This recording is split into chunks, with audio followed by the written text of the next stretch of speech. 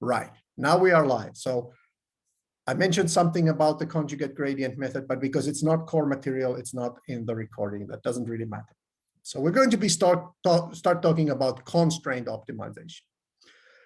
In the previous chapter, we solved the problems of finding a minimum of the function. That kind of constitutes the finding of the zero of the gradient, if you will. If you are dealing with a continuously differentiable function, then finding the zeros of the gradient and then doing these different steps to try and make sure that you reach a point at which the gradient is in fact zero and it's a minimum point, not a saddle point or a maximum point. And to this end, there were these different criteria that we mentioned.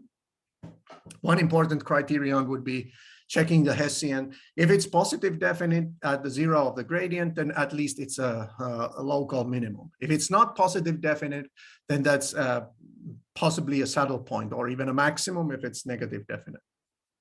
So yeah, be wary of that. And the methods based on the Newton method that make use of a matrix that is either the Hessian or a modified Hessian or some approximation of the Hessian, those methods strive for a search direction change from the gradient method in the way that we are trying to take into account the second order derivatives.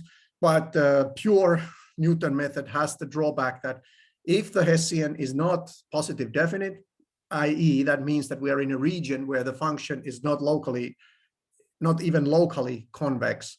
And in that case, when the function is not even locally convex, then we run the risk of converging to a saddle point. And we saw this in the exercises, and to this end, we will develop this week's exercises, we will try out the modified Newton method. But that's all fine and dandy. And let's assume that we have let's say we're using a modified Newton method or a quasi-Newton method to find the critical point of a function. That's fine. But what about in a case where we have constraints? There are regions in this space that we are not, I quote, unquote, allowed to explore, meaning that if we find a critical point outside the feasible region, that's of no use because we want to find the minimum within a feasible region. So this chapter and this session that we're dealing with here, we will talk about how do we deal with these constraints. So you can think of this situation as follows. I mean, I'm gonna just share the whole screen, I think. I'm gonna share the whole screen. So I'm gonna draw here. So let's say, for argument's sake, that we have a two-dimensional problem. Here's my coordinate system. Can you see this? See my drawing? Yes. Good. Yeah. So here's my coordinate system. And let's say that my feasible region is something like that. That's my feasible region. So I'm not allowed to venture outside of that region. And you know, I'm looking for a possible place where the function may obtain its minimum. So if there is a critical point, if there is a zero of the gradient within this region, then obviously that's a good candidate. But then there are problems that with somewhere on the boundary, and I'm just going to draw somewhere here near this boundary. Okay, this wasn't supposed to be that thick. Supposed to do it like this. Somewhere near the boundary, there are points that may be, you know, somewhere at the boundary, sorry. Somewhere at the boundary, there may be points that are the minimums, because let's say if we go to the negative of the gradient, and let's say the gradient method points in that way, and this is the search direction, then at some point we hit the boundary and we're not allowed to go further. So what do we do? How do we determine if this is in fact if this is our minimum point, and where along that boundary can we actually find the minimum point?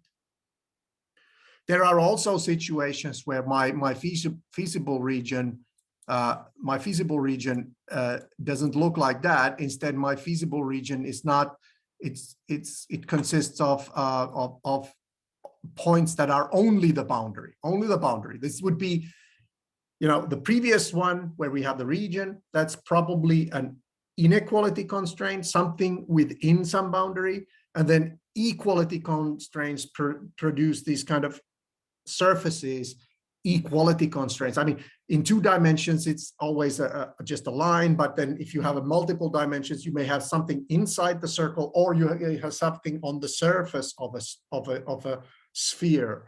And in higher dimensions, it may be like, it's almost impossible to visualize this, but it may be some kind of a manifold that has in 3 dimensions, like it has volume, but in 4 dimensions, it's like a hyper surface.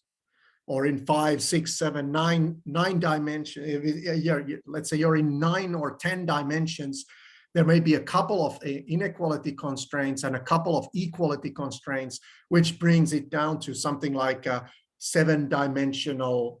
In a 9-dimensional space, you have a 7-dimensional manifold, which is impossible to visualize. But like here, we have a 2-dimensional space in which we have a 1-dimensional manifold. Really, here, this circle here, and I'm using the word manifold pretty liberally here, but you understand what I mean. It's like a surface. So let's look at the way these constraints are expressed. We assume that these constraints are expressed in such a way that we're dealing with an n-dimensional real valued space, and each constraint is either of the form gi is smaller than or equal to 0, which means for some m constraints, these would be the kind of constraints that in 2-dimensional give us there's the line where gi is equal to 0, and everything below that, or if it's negative, then above that line is feasible, but you can't go across the line where g of x is 0. And then there's h of x is 0 for j equal 1 to p. So p, the number of equality constraints, is p. Then if you have equality constraints, then that's in 2 dimensions, you can think there's a line, or in 3 dimensions, there's a surface, and you have to be on that surface. So in higher dimensions, it's impossible to visualize, but the concept is here. So in essence, you can think of it in this way, that the inequality constraints carve out a region from the space, and the equality constraints kind of drop the dimensionality of the problem by 1, because then it constrains to the points where h of x needs to be equal to 0. So you can define these as vector functions, h of x and g of x, where this h of x is a vector function from Rn to Rp. So in basically this drops the dimensionality of the problem by p, so it's n minus p dimensional problem after that. And for g, that doesn't drop the dimensionality of the problem, but then there are these m different surfaces that delineate our feasible region from the space. They delineate. They're not. You don't have to be on that surface, but you have to be somehow inside the surface. The surface. So on the one side of the surface and the other side of the surface, one is an feasible region and the other one is infeasible region. And I'm assuming that these are continuously differentiable functions, or at least continuous and differentiable function where the derivative has maybe discontinuity somewhere. But mostly I would assume continuously differentiable functions. We'll see examples of functions that are not continuously differentiable, or at least the surface is not well behaved. It's fairly easy to produce such surfaces. So let's take a deeper look. Oh, sorry. What am I doing here? What? This is somehow, let me just, there is a little bit of a sharing problem here with this. So let's go. So this is the problem. We write it in this way. And let's look at what we can obtain. For one thing that we would like, or we would assume or require this to give rise to is a situation where this constraints must produce a compact set. It doesn't really need to be compact, but we would like it to be compact. And by compact, topologically speaking, compact is not the same as closed and bounded. Closed and bounded sets are compact, but compact is not necessarily closed and bounded. It's not the same thing. But from intuitive perspective, for now, I want to say that you have to be aware that they're not the same thing. But perhaps the easiest way to think in most of these cases, in non-pathological cases and most practical cases, think bounded and continuous. Bounded, we mean that there is no direction in that space where we can go infinitely in some direction and up to infinity and infinitely far from some point. So there are no 2 points in the feasible region that are infinitely far. Well, obviously no, but you can't pick a sequence of points such that the distance from the starting point goes to infinity. That's unbounded.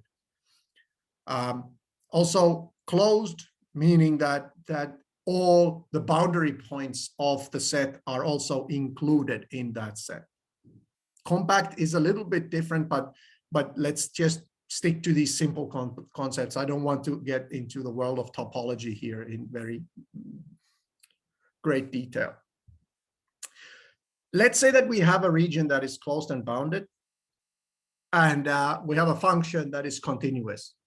Then the function will attain its minimum and maximum values within that region, meaning that not the minimum and maximum in the sense that without that set, but within that set, there are points at which it will get the maximum value within that set.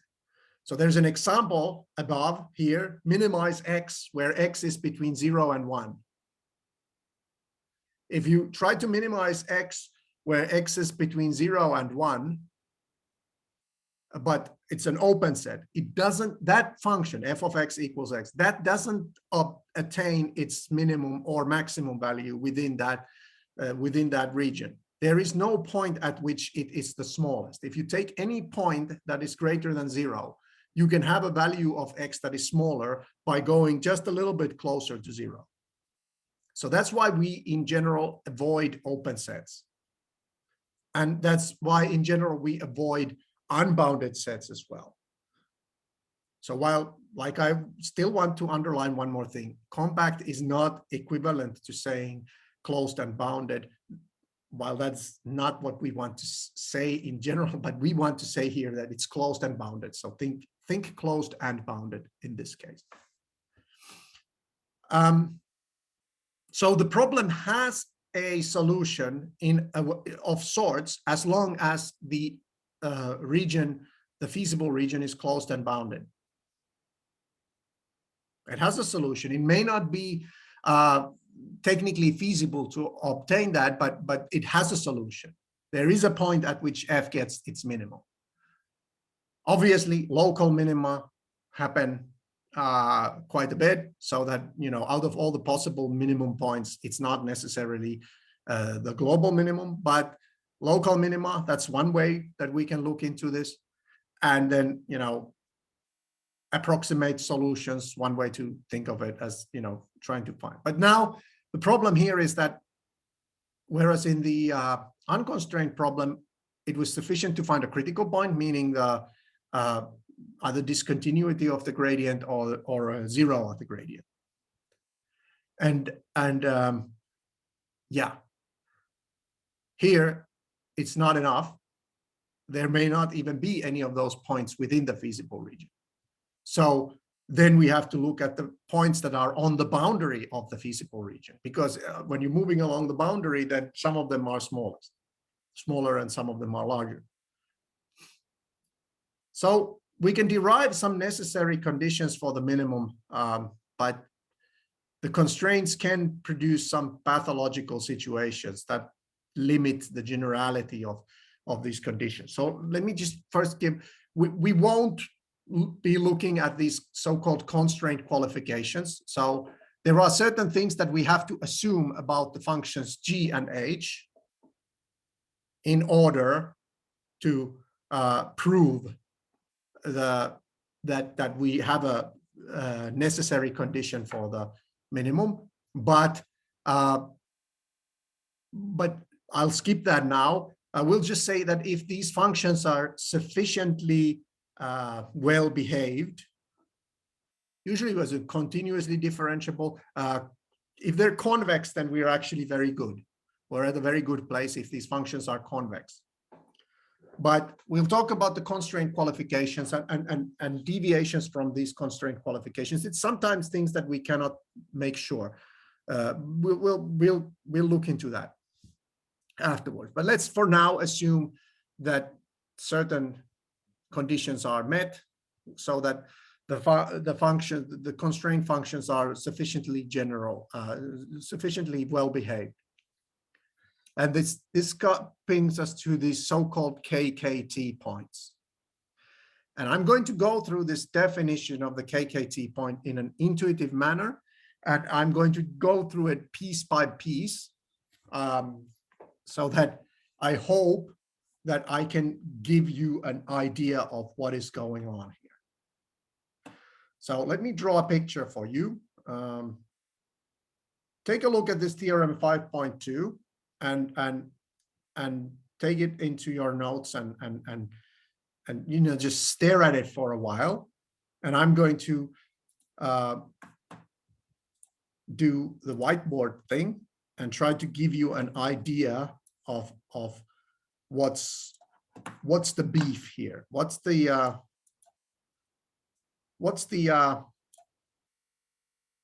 main thing here?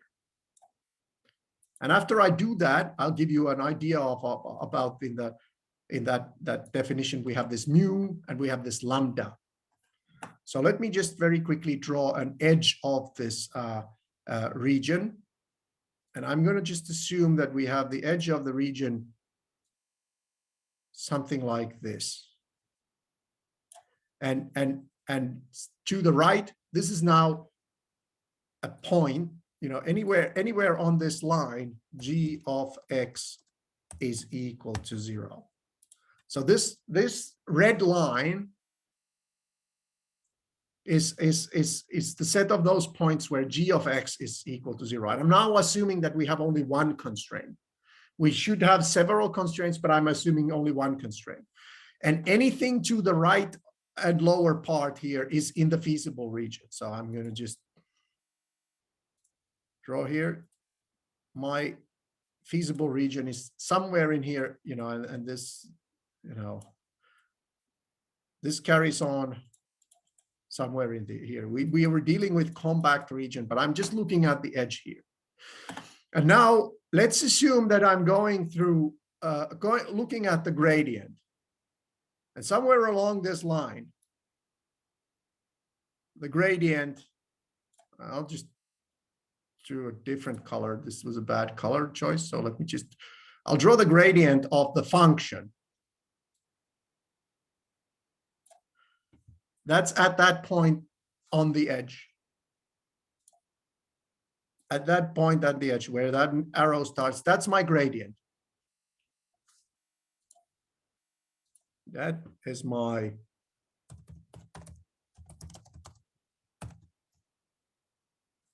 right? That blue arrow is the gradient of f. Now, if I move along this border, I can't move across, I can't move into the negative of the gradient. I can't move there because I would get out of the feasible region, right? So how can I make this function smaller when I'm at this point? So let me zoom in. I'm going to zoom in. I'm going to just take here a box here. Let me zoom in very closely over there, right? And if I zoom in over there, then my locally, and I zoom, I zoom in very, very close. So let's say that locally, it's going to look like pretty much a straight line. So this is my zoomed in box here, right? I'm zooming in here. And I look at the gradient in 2 points. If I look at the gradient here and it's pointing like that, then I can go a little bit. I'm going to just try and choose a color that makes sense. I can move a little bit. Sorry. No, sorry. This drawing tool is not.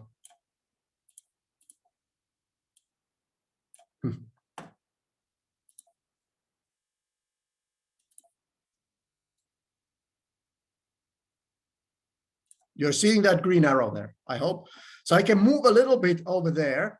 And because if I take the dot product of this gradient and this direction where I'm moving, that will be negative because the angle is bigger than the right angle, right? If the angle is 0, I can move until the angle is 0. I can move in that green direction. And let's say that I move into that point where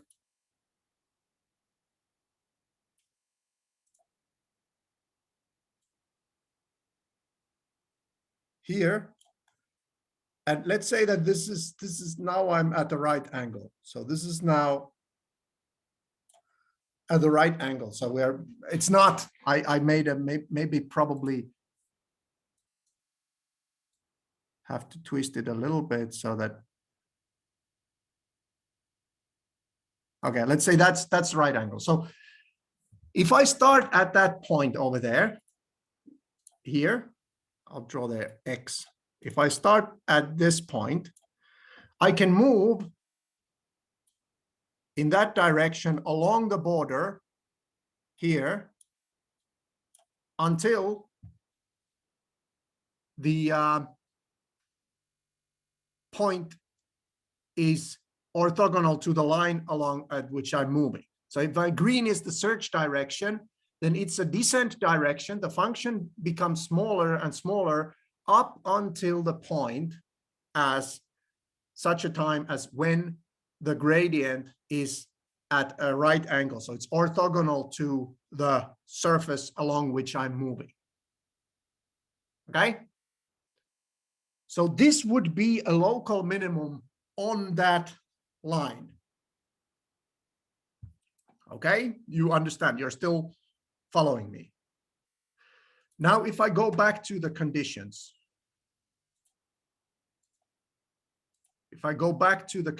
you're seeing them now. Let me just make this a little bit bigger. Then that first part, gradient, let's forget about the second part where there's this lambda h or something like this.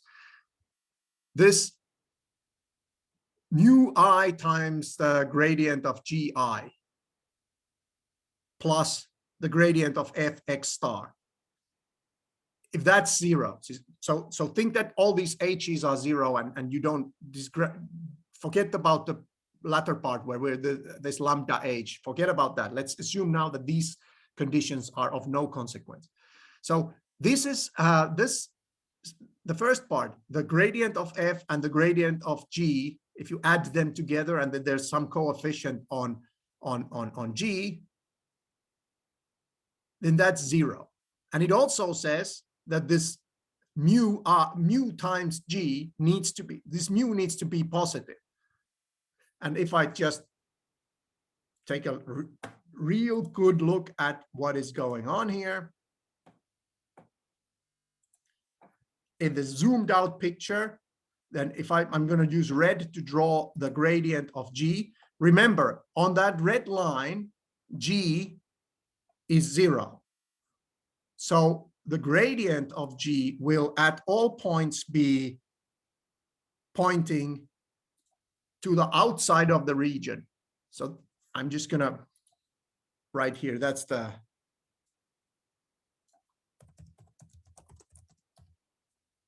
gradient of g, and that's the gradient of f.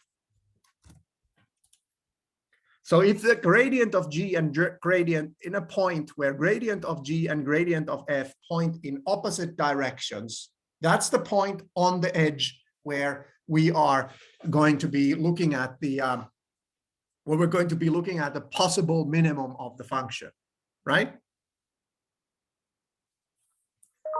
So that would be the part in the KKT points. That would be the part that talks about the G. Obviously, if we are dealing with multiple constraints, then there are in different dimensions, there are all these surfaces and they give us constraints to which to move. And you need to make sure that there are none of these dimensions are directions into which you can move and make the function better. So a combination of those gradients, the combination of those gradients of the surfaces needs to be such that it allows for no improvement in the function. That's why the G part there in the KKT conditions. Well, what about the H part? Again, in multi-dimensional case, very, very hard to visualize. But let me just go here. So let me just clear this. And let's now assume that we are dealing with a H condition, which means that we have an equality constraint, all right? So we have to be actually on this line. We have to be on this line because this is the h of x is equal to 0. So when we are looking for the minimum of the function, we are looking for the point on this line and on which the function obtains its minimum. So let me again use the blue color to denote the gradient of our cost function f of x. So if we are at this point here, why does it draw it in red? Let me just. Okay, so if we are at this point and the gradient points there, so if we're moving along the line, if we're moving along the line to the left from this point, that will be increasing because moving along the point, along the line has a dot product that with the gradient that is positive. If we're moving to the left, if we're moving to the right, the dot product of that direction is negative because it's at an angle higher than 90 degrees. So we move to the right up to a point where this gradient is again orthogonal to the line where hx is 0, right? So at this point, it doesn't matter which direction we move, to the left or to the right. The gradient, the function will not neither decrease or decrease. This is a critical point with respect to this line, because we can only move left or right, right? And in both those directions, the dot product with the gradient of the function is 0. Now, it doesn't matter, in this case, it doesn't matter whether this h will increase to the up or increase to the down, because it doesn't really matter. The gradient of h, and I'm going to draw it in red, the gradient of h, it doesn't matter whether it's whether it points up or whether it points down. It's of no consequence here, because we cannot move to the inside of the region by moving away from this line. In the case of the g function, it needed to point in the opposite direction because we don't have to be on the edge. We can move inside the region. So that in that case, it had to be opposite. The gradient of the surface needed to be to the opposite side of the line, to point in different direction than the gradient because of the cost function, because otherwise you would just, if it were the other way around, you would go inside and make the function, sorry, it needed to point in the same direction. I'm sorry, I made a blunder. So in the case of the inequality constraint, the gradient of the constraint function and the gradient of the cost function need to point both inside that region, meaning that the gradient, because the gradient, the gradient points outside, so G is increasing, and inside the G is decreasing. Yeah, okay, sorry. So when you have an inequality constraint, the gradient of the constraint function will always point outside because its G is smaller than or equal to 0. And if you go into the outside, then G is greater than 0. So it's an increased direction. And on the other hand, the gradient of the cost function must point inside, because if it points outside, then you can dive deeper into the region, and the minimum point is definitely not going to be on the edge. Okay, so they point in the opposite directions.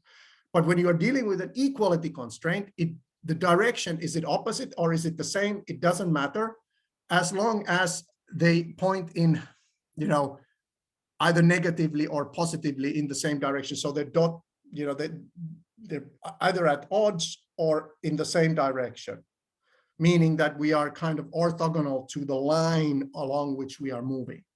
We can move. We're allowed to move on this line. So in the equality constraint situation, we can move only along this line where hx is 0, but in the inequality constraint, we can move both along the edge and then on the inside where g of x is smaller than 0. All right. Now let's take a look at this condition again.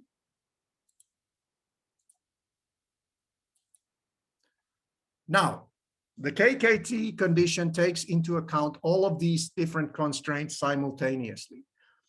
So the net effect of all the constraints, be that equality or inequality constraints, must be such that the gradient of f, you know, that whilst satisfying these constraints, you cannot go into a direction where f would decrease. It's probably easiest to think of this in the way that you move this this gradient of f to the right-hand side. It means that the net gradients of all the constraints, there is some linear combination of the constraints such that their gradients are pointing to the opposite direction of the gradient of that function. It means that the only directions to which you can go are increased directions of the cost function. That's what this Kuhn-Tucker condition is trying to say. So why is there this mu I gi is equal to 0? It simply means that there are two possible situations. Either the mu I, the coefficient in this condition with this gi condition, is 0, meaning that g is not constraining us. We don't care. It doesn't actually appear in this formula. If mu I is 0, then the constraint g is not binding. We can be inside that constraint. If here is the g equals 0 surface, this is the region. If mu I is 0, then we could be inside the region. We don't really care about the gradient of this then. When we are inside the region, we don't really care. On the other hand, if mu I is not equal to 0, then we are on this region, or this border. We are actually on this border, and then gi needs to be 0. You understand? So if we are taking the gradient of gi into account, then we are talking about the point at which gi of x is equal to 0. It means that we are at a point and we can no longer go anywhere where gi would be bigger than what it is now, because it's 0 and gi needs to be smaller than or equal to 0. That's that mu I gi of x star needs to be 0. Obviously, all GIs need to be smaller than or equal to 0. That means that the constraints are satisfied, and Hj of X star needs to be 0 because that constraint is satisfied. So this is the hardest part of this course, and many people have a hard time understanding how this works. So think in terms of very small examples. Let me see if there is an example here. Let me go downwards here. We'll look at this theory a little bit more in detail. So consider this example 5.8.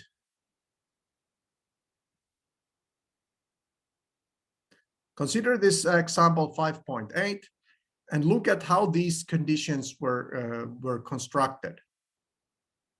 So there will be different, now this is still a pretty long, I mean, it's very hard to come up with a non-trivial example, which isn't very long to solve. So just take a look at this example 5.8 and up to the point before we solve them. You know, just the part where we formulate the conditions and match that formulation of that which is given on line on page 113, match that with the conditions in the theorem and discuss this. The theorem is 5.2. So the condition here, match these conditions with ones on page 113, right here, regarding example 5.3. And do this in a group. I'm going to pause the record. Right, and we're back. So this is something that you may not have encountered in this format before, but those of you who have noticed that in the equality case, this is often known as the Lagrange method, and these lambda coefficients are called the Lagrange multipliers. This is something that can be used in minimizing distances between some, minimizing a function or minimizing certain distances. Like I think in celestial mechanics, when you're finding the, now I forget which of the name of that is, but the point at which two planets are closest to one another on their, you know, if 2 points, the point at where, you know, planets are rotating around the sun, they go in different speeds, and then there is a point at which these orbits come at the closest to one another. I don't remember what the name of that point is. If someone here has studied celestial mechanics, then you may probably tell me what the name of that point is. I've forgotten what it is, but in any case, Lagrange multipliers. I mean, I remember I did some computation where we had to figure out the point at which they are closest, and there you needed to calculate these so-called Lagrange multipliers. You can define this. You can express this in a gradient format, where we can write the feasible set in this way. We can write this in terms of this G prime X star transpose mu, where mu is a vector. We can define this as the gradient of f at X star plus then G prime, which is, you can think of as a Jacobian, the matrix that is the derivative of the vector function G, which has multiple components. So G prime transpose mu plus H prime transpose lambda, that's equal to 0. This can be even in vector format. So the corollary here can be written in 5.3, so that this can be written as a vector / matrix format as in corollary 5.3. It's equivalent formulation. We didn't talk about the constraint qualifications yet. What are they? And we will be discussing them a little bit later.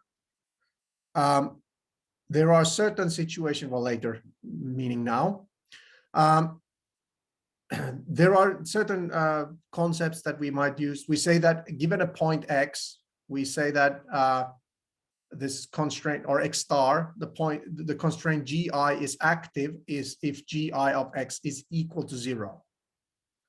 Otherwise, this constraint is inactive. So active constraint means that if you have a constraint, let's say your constraint is x squared plus x plus y squared is smaller than or equal to 1, meaning that it gives you the unit disk. Then if you are at the point that is an interior point of that feasible region, then the corresponding constraint is inactive. If you are at the boundary point of that condition, then the constraint is active. And only the gradients of these active inequality constraints are actually consequential from the point of view of this KKT condition. And it makes sense. If you find the 0 of the gradient from within this region, it doesn't matter one iota what the value of that function G is at that point, because we know that it's smaller than 0. So it doesn't matter if we move a little bit from that, it's still going to be smaller than 0. So at interior points, the inequality constraints do not matter. We haven't specified these constraint qualifications. They will be hard to verify, but let's talk about some situations where we are talking. So a very common case is to cast this problem into a situation where the inequality constraints are convex. And we know from the previous theory that if you have a convex set of inequality constraints, then the resulting feasible set is also convex. And if these equality constraints are affine, meaning it's basically a linear problem. So it has a subconstraint which says something like AX is equal to B. And we have one constraint that says G of IX is smaller than or equal to 0, where G of I are convex. So those constraints give rise to a convex set, and the equality constraint give rise to a linear problem. Then in this case, the requirement is that there is if there is an interior point of those constraints which satisfies the affine conditions, then we can find all the minimums of the problem from looking at just the KKT points. So remember, the constraint qualifications give us conditions under which we are safe to assume that the minimum point can be found among the KKT points. Obviously, the KKT points are always candidates for minimum points. It's for obvious reasons. I mean, if they're continuous and differentiable, these constraints and these functions, then looking at the KKT points, that's actually a very good constraint, a candidate for being a minimum point. But then if there are points which are pathological from the point of view of these conditions, if there are situations, I'll show you shortly situations where we have these pathological situations. Those arise when the constraints give rise to this, like a bird's beak kind of a sharp edge point at which these constraints form a sharp edge. Then that might be a point at which there is a pathology, so that you have to check that point separately. It may not be a KKT point, but it may still be a minimum. The thing is, if the minimum is such that the gradients of all these constraints are linearly independent for active constraints, obviously. If the gradients of all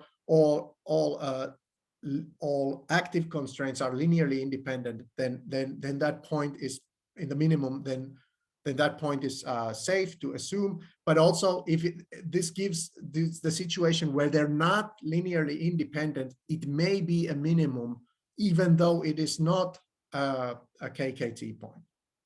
So give an example, think about one constraint sets the bar to this lower hand of this. So there's a, let's say the surface like this, it curves like this, or it curves like this. Doesn't matter, it curves like, let's say it curves like this. And then there is another constraint which curves like this. And then they meet at a point where they're actually pointing in the same direction, like this. Then that point at which they meet, if they're pointing in the same direction, the gradients are not linearly independent, yet that peak there, that point where they meet, may be a KKT point.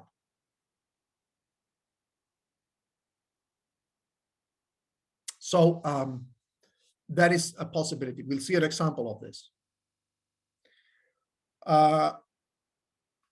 There is a, if we have equality constraints only, then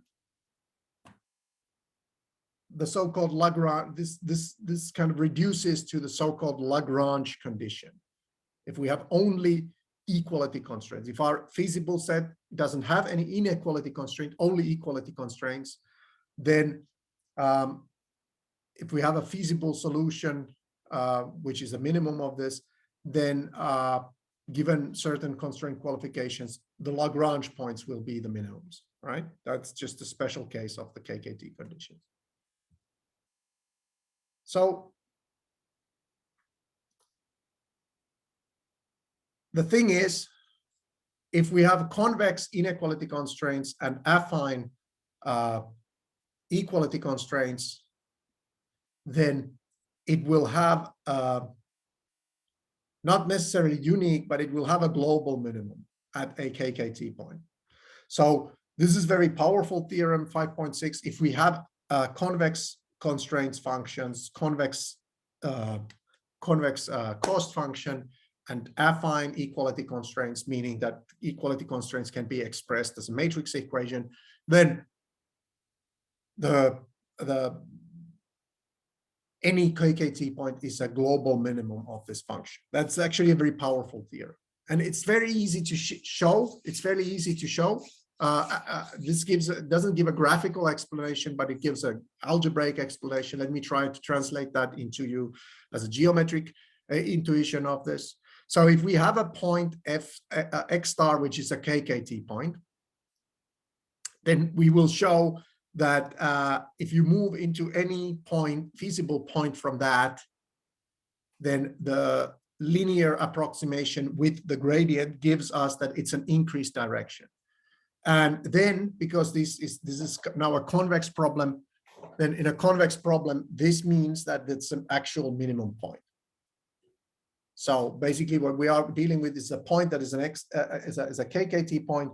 Then using the convexity argument here, then if we move from here to there, and look at just what happens, the gradient will, well, here's the gradient, then the directions into which we can move from this point are all such that their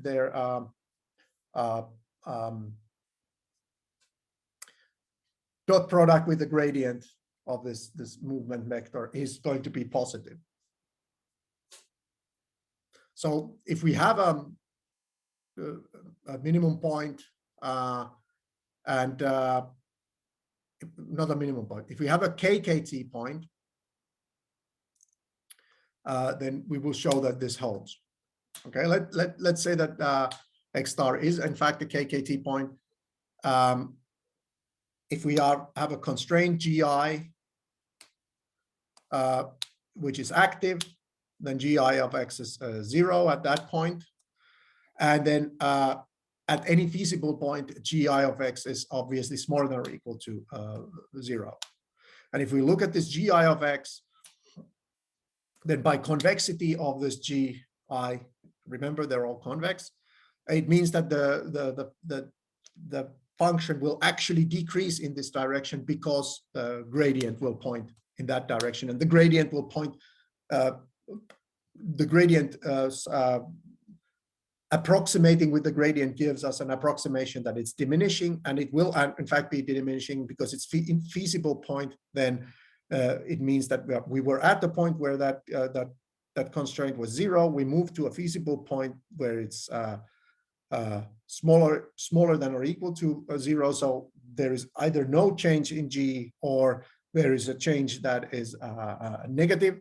And therefore, because G is convex, then if we take the dot product with the gradient of this movement vector, it will be negative. If it's not an active constraint, if it's not an active constraint, it's not part of the KKT equation, so we don't have to really worry about that.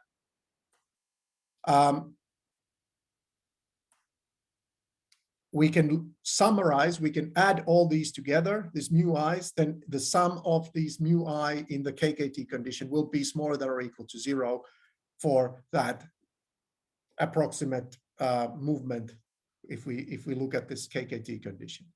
And this H is affine.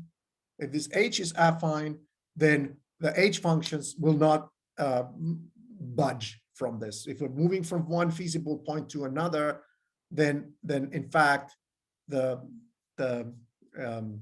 constraint is of the form sum B transpose X plus AJ. So there's no net change in this H, obviously, because we're moving from one feasible point to another. So that it points that the lambda coefficients for the gradients of H will be 0. That should be obvious. Affine functions will only move if the gradient of that it's just a constant vector, really, and we can only move to points where that gradient is 0 without disturbing the equality of that linear constraint. So the gradient condition basically gives us this, that the gradient of f at that point plus operating on the movement vector, plus then the gradients of the active constraints operating on the movement vector, some linear combination of them, because it's a gradient, will be equal to the gradient, or negative of the gradient operation. So we can then notice that obviously, because this latter part, this mu I G gradient G I X minus X star, these were all, remember, these were all positive. Positive. Negative changes, obviously, because we're moving it to the inside of the region. And then when we move it on the other side of the equation, we get a negative there. And this means that the negative of the negative is positive, or at least non-zero. So when we approximate the cost function with this movement vector X minus X star and multiply it with the gradient, that will in fact point toward a net increase, or at least non-decreasing point. So we may end up in another KKT point, another minimum point, but we will never end up anywhere where the function is smaller than where it is at X star, if X star is a KKT point. So there's an example here, 5.7. If this KKT point is an interior point of this constraints, and let's assume now that there is only inequality constraints. So this means that in the inequality constraint case, probably the easiest to think in terms of this, if you want to think in geometric terms, or G of I equal to 0 gives rise to some kind of surface, and the G of I smaller than or equal to 0 means that the other side of that surface is feasible region, the other side is not. And then an interior point to the whole omega region means that G of Ix is smaller than 0. It's not equal to 0. There are no active constraints in an interior point. And if we have an interior point that is a KKT point, then it simply reduces to the gradient being 0.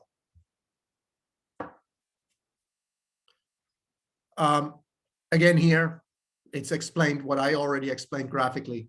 If we have a boundary point, then we cannot move into any descent direction without violating some constraint.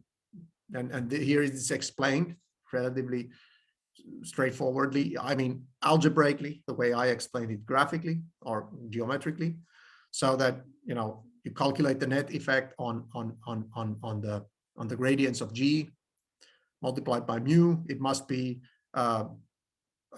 you must be able to pick these mu I such that this gradient's net effect is 0.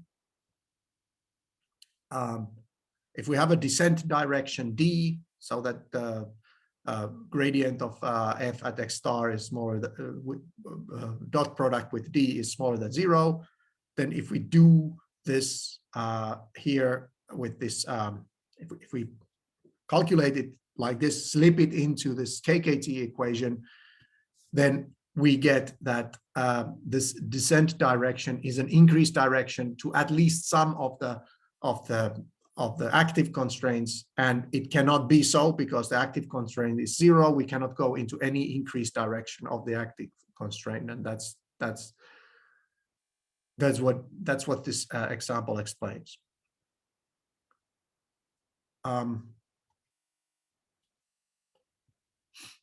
Right.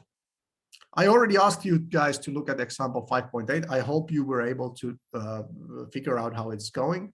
So in this case, there are basically there are 3 g functions, and we have to cast these functions into such that g of x needs to be smaller than or equal to 0. So if we have an inequality constraint that is in the wrong direction, or if it's an inequality constraint that's smaller than or equal to something other than 0, we have to cast this into a function that needs to be smaller than or equal to 0. So for instance, the first one comes into this form g1 of x is x1 plus 3x2 minus 8. And that needs, for that to be smaller than or equal to 0, it will satisfy the first constraint. And the second one, again, you move the minus 14 on the other side, and that g2 of x will be smaller than or equal to 0 when the second constraint is satisfied. And then g3 will be minus x1, which is simply, when minus x1 is smaller than or equal to 0, then x1 is greater than or equal to 0. So this is just the functional form of the third condition. So remember, you should do this. Make sure that your constraint functions are formulated in such a way that they are of the form g of x is smaller than or equal to 0. You can always do this. If it's larger than or equal to, then just multiply by -1 both sides, and then move everything from the right side to the left side so that you have a smaller than or equal to 0 condition at your hands. You can calculate the gradient of f fairly easily. It's a third degree polynomial, x1 to the 3 and so forth. You can calculate its gradient. You can calculate the Hessian. Now, one of the things that you want to look into this is one thing that we want to look into. Remember, we look at the feasible set, and in the feasible set, x1 is going to be greater than or equal to 0. So in all the points that we are going to be talking about, x1 will be non-negative. So this means the Hessian is positive semi-definite. It's a diagonal matrix, and it's got a positive semi-definite, greater than or equal to 0 diagonals. So it doesn't have points where it's negative definite or indefinite. So it's going to be positive semi-definite. And we have a theorem that says that this means that f is convex. It's not necessarily strictly convex, but because it's positive semi-definite in all points, the Hessian, f is convex. And remember, the convexity argument needs to be explored only within the feasible region. Obviously, this function is not convex when x1 is negative, but we don't really have to care about what happens when x1 is negative because we have a constraint that says x1 is non-negative, right? So one thing you need to understand is when we talk about convexity of the cost function, for instance, or convexity of some constraint function or something like this, then in fact, if we can show that the other constraints, or in case of one constraint function, or the constraints in total in case of the cost function, restrict the possible feasible set to such a point where this particular function is going to be convex, then we're actually safe to say that, okay, good.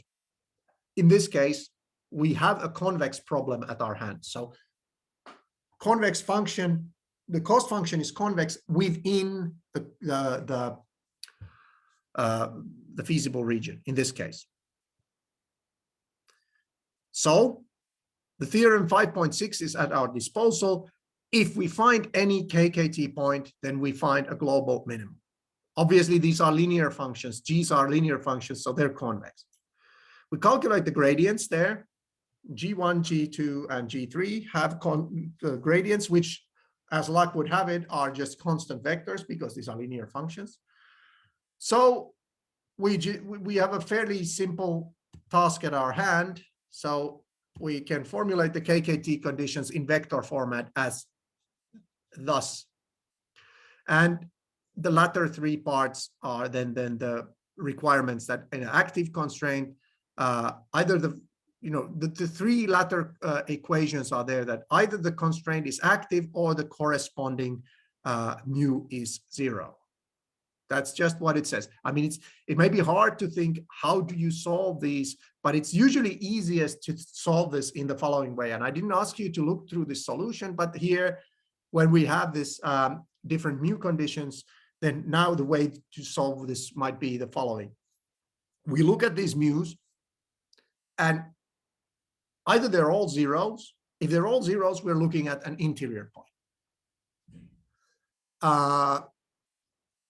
Or that reduces to finding the zero of the gradient, and if that's a feasible point, then we're good. Or some of them are active and some of them are not. So we have to solve this for different combinations there. So if mu1 is 0, mu1 is greater than 0, and mu2 and mu3 are zeros. And again, this gives us a rise to different constraints. Like, for instance, we may end up in a situation where one of the constraints will be negative. So if we look at the second one, the only thing that is left is the mu1 and then the gradient of the first constraint. And then the first constraint needs to be equal to 0. Because mu1 is not 0, then x1 plus 3x2 minus 8 is 0. And the other constraints do not matter, because these are, we assume that we are dealing with an interior point. If we get an infeasible point or something like this, then obviously this will not stand, so to speak. So we have to look at this. We solve this equation. We have a second order polynomial in the first, and a linear equation in the second, and then we have a third, which is a linear equation again. And we have three unknowns, x1, x2, and mu1. And we solve this.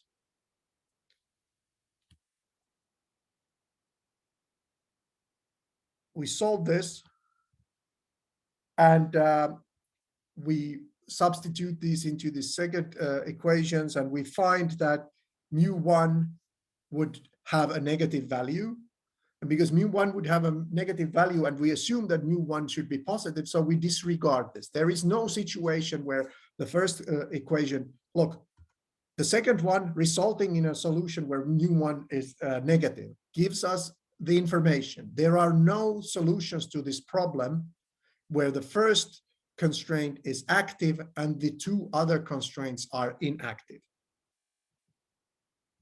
Then the third one, we set mu2 to greater than 0 and assume mu1 and mu3 are 0. So this is the situation where we consider the second constraint function to be active and the other two constraints to be inactive. So with respect to the two first and third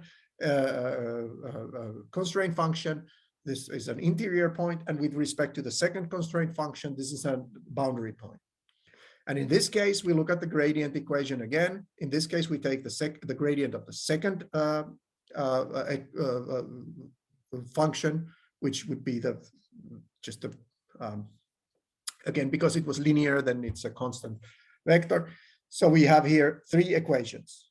We can solve these by substitutions, and we get these equations. And again, we get a negative, there's a typo there. Should be mu2, not mu1. So over there, there's a mu1, but it should be mu2. But mu2 is, we get a negative value for that. Again, we get a contradiction. So there is no solution to this point where second equation is active, and the two others are inactive. Fourth one, third equation, function active, the other two inactive. And again, we get a solution of mu3 being negative, no such point. And again, a combination of two, mu1, mu2 positive, mu3 0. So see here, we are moving toward from easier to harder. We have different combinations of the again, we get one of these constraints is negative, so there are no KKT points there. 1 and 3, again, we get negatives, and then 2 and 3, again, we get negatives, not going to go into detail. And the third one, all constraints active. So this would be a point where, well, where all the three linear constraints are active, and we substitute all of these and find that actually we get a contradiction. So there is a unique solution which was obtained where? Which one gives us a unique solution? I missed that part. Where did we get a solution to this? The first one. Yeah, the first one. Yeah, the first one. Yeah. So the first one, there's an interior point. Yeah, again, the first one. I skipped that. Thank you. So the first one is an interior point. So there the gradient is 0. So inside the feasible region, there's one point where the gradient is 0. And on all the other KKT points, something goes amiss. It means that, you know, there is what goes amiss is that basically what happens is because the corresponding mu from that equation becomes negative, it means that in fact, yeah, you're at the point where the gradients point in not opposite, but in the same direction, meaning that you can go inside the region. And when you go inside the region, the function will decrease. So these different values of mu, when you get a mu that is negative for the inequality constraint, then that actually is a kind of like a critical point, but where you know that that's actually a local maximum in some sense. Because then you are at a point at which you can go inside the region and the function will become smaller. You can't go outside the region. It's perpendicular or orthogonal to the surface, the constraint surface there. The gradient is orthogonal to the constraint surface, but it's actually increasing to the outside. So that's actually a maximum point. When the mu constraint, mu coefficient becomes negative, then that gives you an actual maximum point in local maximum on that boundary. All right. And if one is positive and one is negative, then that's a kind of a local saddle point. So there are directions to which you can increase the function and directions to which you can decrease the function. That's why they all need to be negative, positive. It means that there are only increased directions that satisfy the constraints. All right. I'm going to leave this example 5.9 to the next lecture, because we are already running a little bit out of time. This will show a situation where there is a relatively simple curve, simple equation, and a KKT condition that doesn't have solutions, but there is clearly exists a minimum, and the minimum is found at a point where we have that gradient malfunction. I'll explain that gradient malfunction shortly and then in the next lecture. All right. We're going to stop now.